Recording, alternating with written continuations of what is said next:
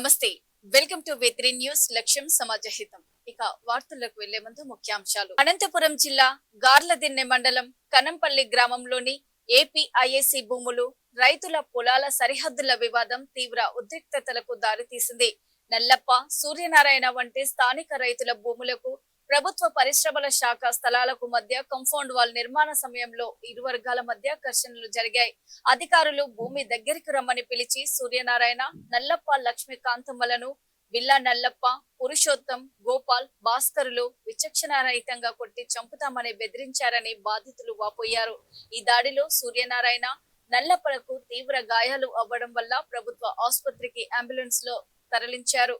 శాంతి భద్రతలకు విఘాతం కలగకుండా పోలీసులు భారీగా మోహరించి పరిస్థితిని అదుపులోకి తెచ్చారు.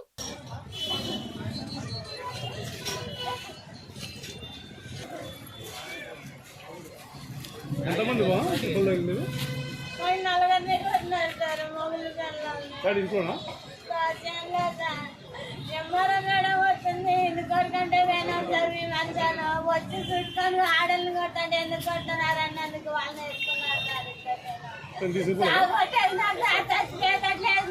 మేము ఎక్కడ పోయాట వాళ్ళు భూమంతా చెక్కులు కానీ వచ్చినాయి. నా చెక్కులు రాని ఎక్కడ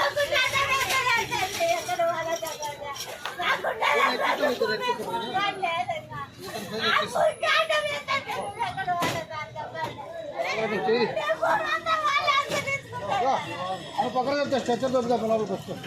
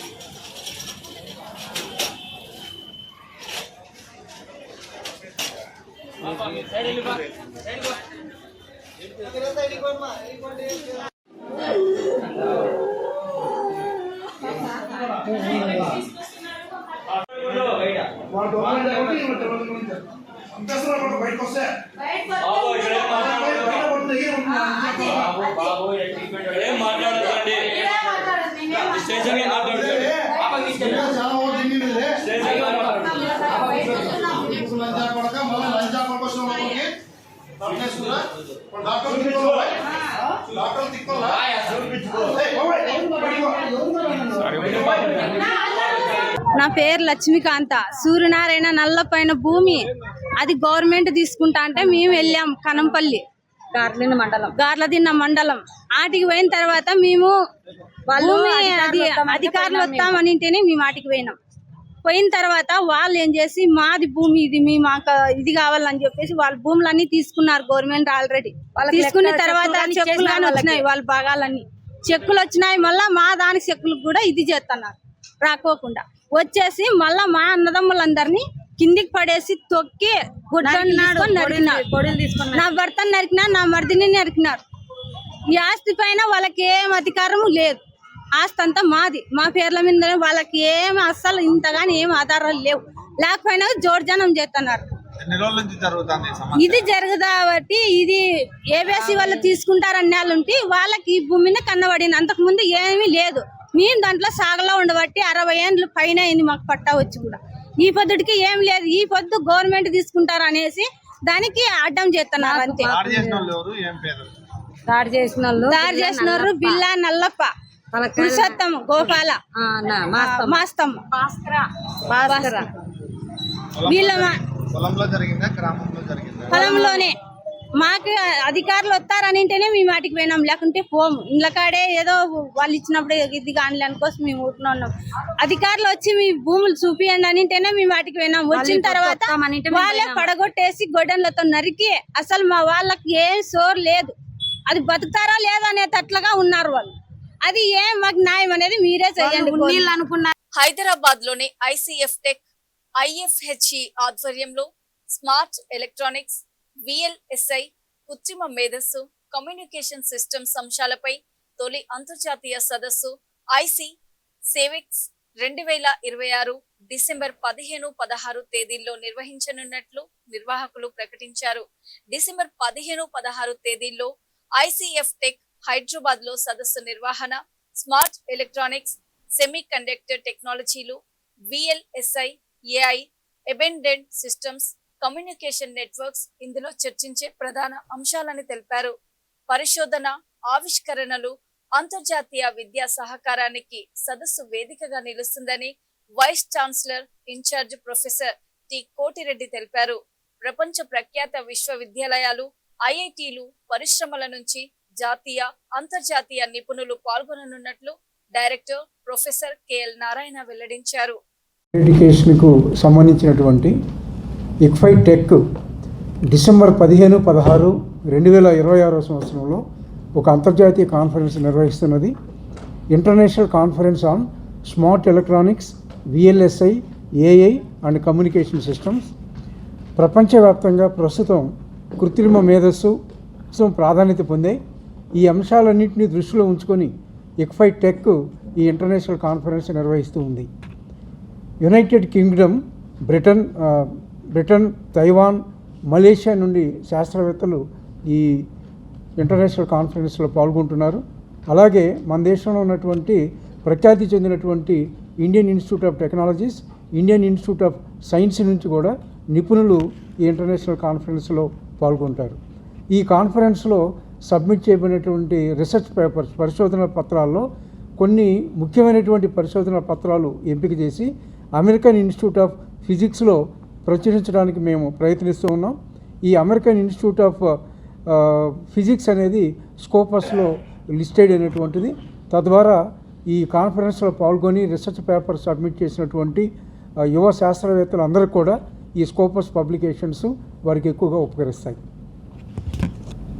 ministry of electronics and information technology వారి ద్వారా ICFI టెక్కి 4.2 crores వర్త్ సాఫ్ట్వేర్ టూల్స్ పొందడం జరిగిందండి.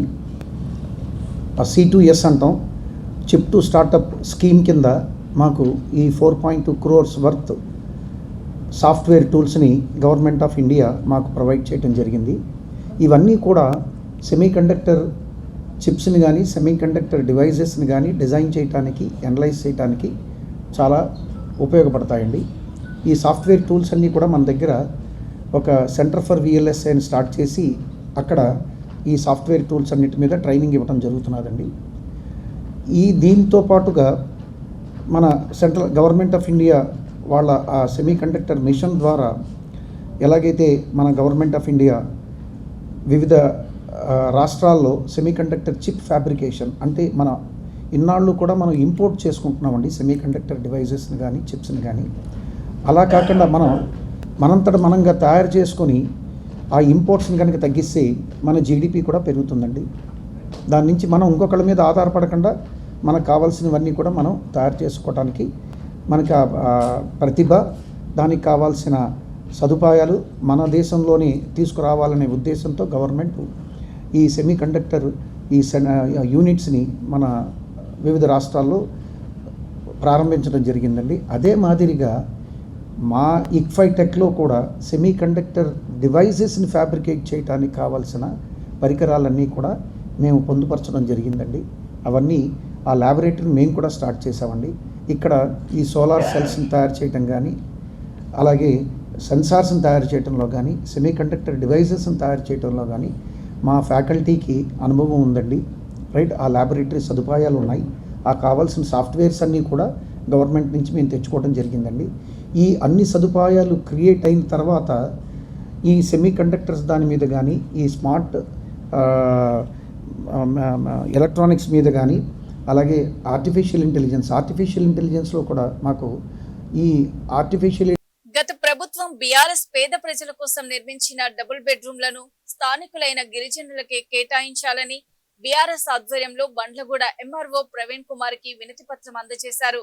ఇక్కడి స్థానికులకు కాదని బయటి వారికి కేటాయించడం జరుగుతుందని, స్థానికులైన గిరిజనులు, హరిజనులు, మైనారిటీ వాళ్లకు కేటాయించాలని బీఆర్ఎస్ నాయకులు డిమాండ్ చేశారు. కాంగ్రెస్ పార్టీ పూర్తిగా పేద ప్రజలను పట్టించుకోవడం లేదని ఆరోపించారు. రాబోయే ఎన్నికల్లో మళ్లీ వచ్చేది బీఆర్ఎస్ ప్రభుత్వమేనని, అప్పుడు ప్రజలందరికీ న్యాయం చేస్తామని బీఆర్ఎస్ నాయకులు తెలిపారు.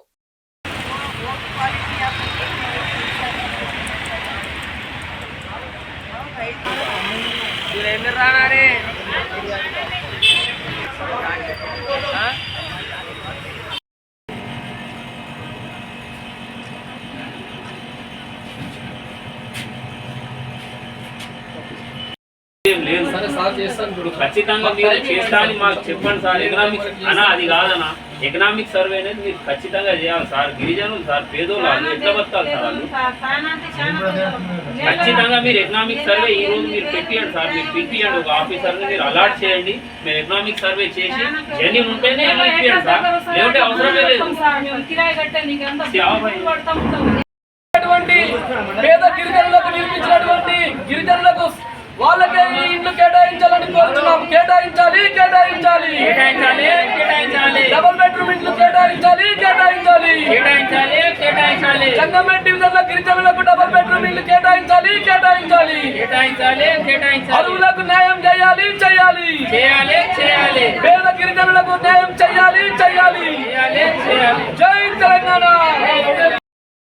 మన బండ్లగూడ ఎంఆర్ఓ గారికి కలిసి ప్రభుత్వం నిర్మించిన డబుల్ బెడ్రూమ్ ఇళ్లలో పేద గిరిజన మహిళలకు, అలాగే వితంతువులకు, వికలాంగులకు అవకాశం కల్పించాలని చెప్పేసి ఎంఆర్ఓ గారికి రిప్రజెంటేషన్ ఇవ్వడం జరిగింది. కేవలం ఈ ప్రభుత్వం నచ్చినోళ్ళకి నజరానా ఇచ్చినట్టుగా వాళ్ళ బంధువులకు, వాళ్ళ కాంగ్రెస్ పార్టీ కార్యకర్తలకు వాళ్ళకే ఇళ్లని కేటాయిస్తూ అసలైన అర్హులని వాళ్ళు ఖచ్చితంగా నిర్లక్ష్యానికి గురి చేస్తూ ఉన్నారు.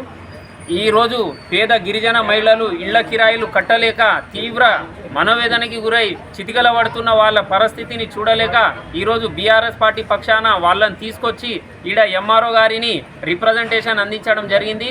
జంగంపేట డివిజన్లో చంద్రన్గుట్ట నియోజకవర్గంలో 270 ఇళ్లని కట్టడం జరిగింది.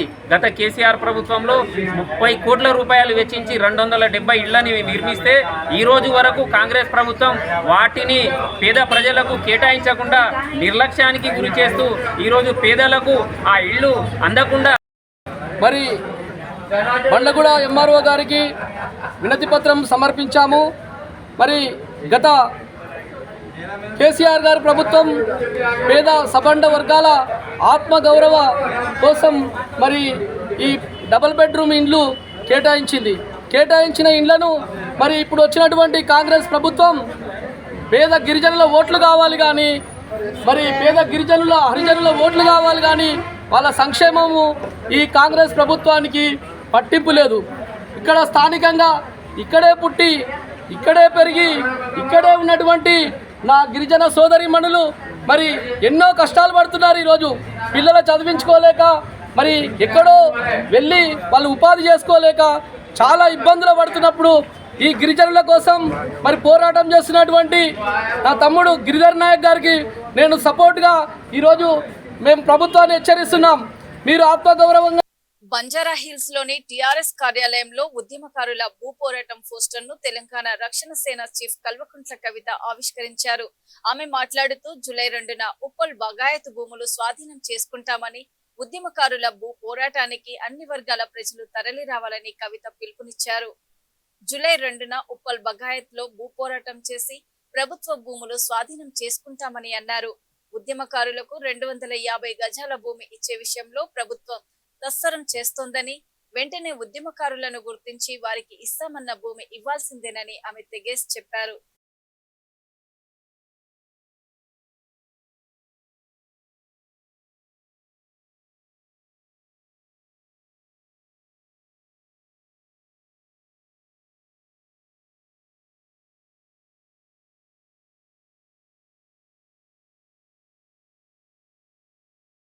అందరికీ నమస్కారం.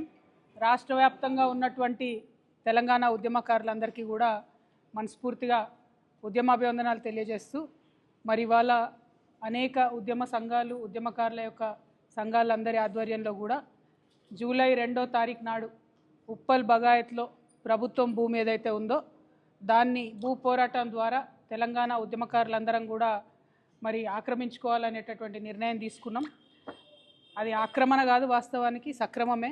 ఎందుకంటే ఈ భూమి మాదే, ఈ భూమి కోసం కొట్లాడింది మేమే కాబట్టి ఖచ్చితంగా ప్రభుత్వం చేస్తున్నటువంటి ఈ తాత్సరం ఏదైతే ఉందో అలా కాకుండా తొందరగా ఉద్యమకారులను గుర్తించి తక్షణమే భూమి ఇవ్వాలి 250 గజాలనే ఉద్దేశంతో ఈ పోరాటం చేస్తున్నాం.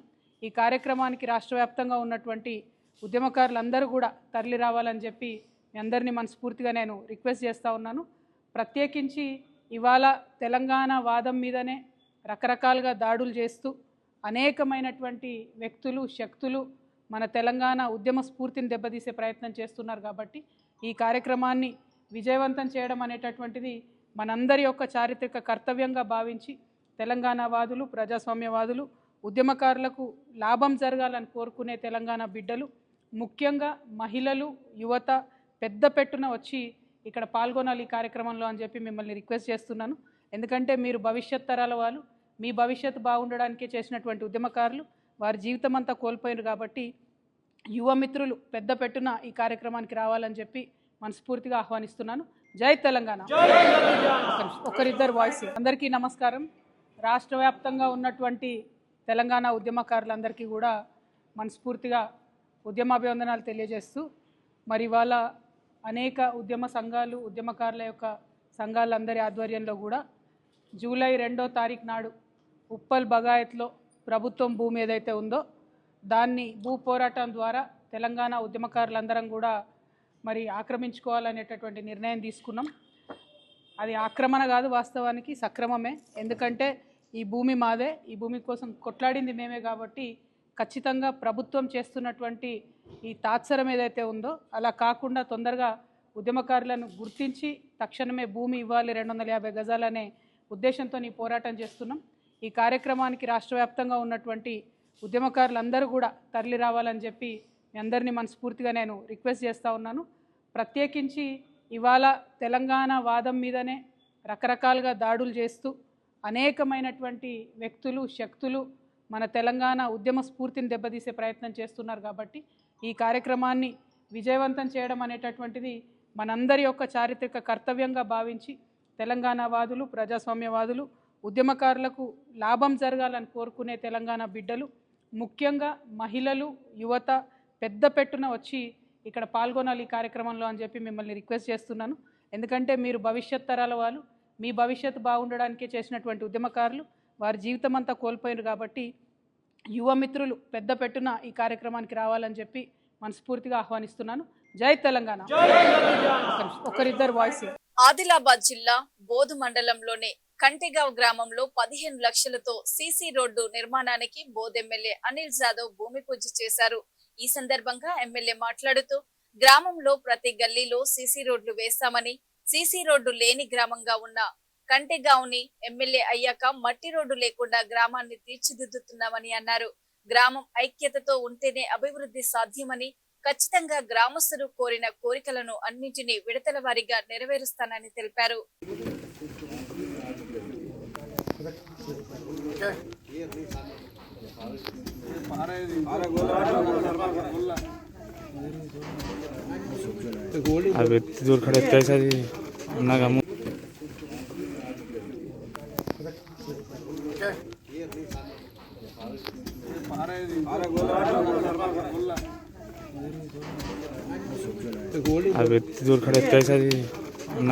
బీఆర్ఎస్ పార్టీ సభ్యత్వం ఎస్ఐఆర్ ప్రక్రియపై బజార్ హత్నూర్ మండల నాయకులతో ఎమ్మెల్యే అనిల్ జాదవ్ సమావేశమయ్యారు. ఎమ్మెల్యే అనిల్ జాదవ్ మాట్లాడుతూ అన్ని మండలాల్లో బజార్ హత్నూర్ మండలం అప్రమత్తంగా ఉండి పనిచేయాలని సూచించారు. పార్టీ సభ్యత్వ కార్యక్రమం విజయవంతం కొరకు ప్రతి కార్యకర్త కలిసికట్టుగా పనిచేయాలన్నారు. కాంగ్రెస్ ప్రభుత్వ వైఖరిని ప్రజలకు వివరించాలన్నారు. ఎస్ఐఆర్ ద్వారా ప్రజలు నష్టపోకుండా చూడాలని సూచించారు.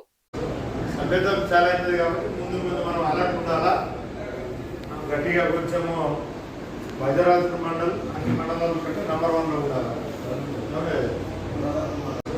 సభ్యత్వం చాలా అవుతుంది కాబట్టి ముందు మనం అలర్ట్ ఉండాలా. గట్టిగా కొంచెము వైద్యరాజు మండల్ అన్ని మండలాల కంటే నంబర్ 1లో ఉండాలి. చూస్తూనే ఉండండి V3 న్యూస్, లక్ష్యం సమాజహితం. నమస్తే.